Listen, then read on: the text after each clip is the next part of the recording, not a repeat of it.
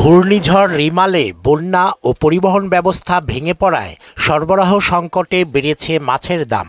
বন্যার কারণে মাছের দাম একটু বাড়ছে। আয়ের যদি দিকটা না বাড়ে তাহলে সব কিছুরই দাম বেশি। বন্যায় সব গেছে মাছ। কাঁচামরিচ 200, পেঁয়াজ 80, আদা ও রসুন 280 এবং বেশিরভাগ সবজি 100 টাকার কাছাকাছি দামে বিক্রি হচ্ছে। কাঁচামরিচ বর্ষার সিজন তো দাম আমদানি কম। আদা হইলে আমার কেজিতে 50 টাকা করে বাড়ছে। সরবরাহের অজুহাতে ডিমের ডজন হয়েছে 150 টাকা। মার্কেটে মাল শর্ট, মাল পাইতেছি না ভাই। ডজন 150 টাকা। তবে চালের দাম কেজিতে 2 থেকে 4 টাকা এবং মুরগির দাম কেজিতে 20 টাকা পর্যন্ত কমেছে।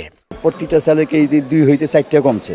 এদিকে ঈদ সামনে বাড়তে শুরু করেছে সব ধরনের মশলার দাম। আগে আলাদের কেজি ছিল 1600 টাকা, হইতে আপনার 1800 টাকা, 2000 টাকা, হয়েছে হলো 3600 টাকা। ওয়ালটন ফ্রিজ কিনে অনেকের মতো আপনিও হয়ে যেতে পারেন মিলেনিয়াল। সেরা পণ্যের সেরা অফার।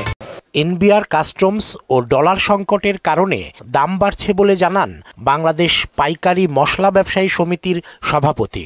এনবিআর এইভাবে জালিয়াতি করতেছে, এইভাবে স্বেচ্ছাচারিতা করতেছে।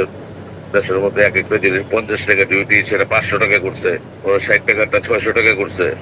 এইভাবে যে বাড়ায় ওইটা তো আপনারা লেখেন না। তো দ্রব্যমূল্য বাড়ানোর পিছনে মেন দায়ী হলো এনবিআর। আর বাজারে তদারকি না থাকায় নিত্যপণ্যের দাম বাড়ছে বলে জানান পুরান ঢাকার মৌলভীবাজার ব্যবসায়ী সমিতির সভাপতি। কে কিভাবে এলসি করছে, কে কার কত পর্তা পড়ছে, কত কর্স পড়ছে, সবই সরকার জানে। এলসি কর্জের মধ্যে লেখা থাকে। এখন সরকার যদি এই ব্যাপারে একটু বেশি সময় দেয় এদেরকে মনিটরিং করার জন্য, আমার মনে হয় অনেক ক্ষেত্রে বাজার নিয়ন্ত্রণ রাখা সম্ভব। বাজার স্থিতিশীল রাখতে সব পক্ষকে সচেষ্ট হতে হবে বলেও মনে করেন এই ব্যবসায়ী নেতা। ডলার কমায় দেন, অন্যান্য সুযোগ সুবিধা ব্যবসায়ীদেরকে দেন, অবশ্যই ব্যবসায়ীরা কমায় বেচবে। রেজা খান, মোহনা সংবাদ, ঢাকা।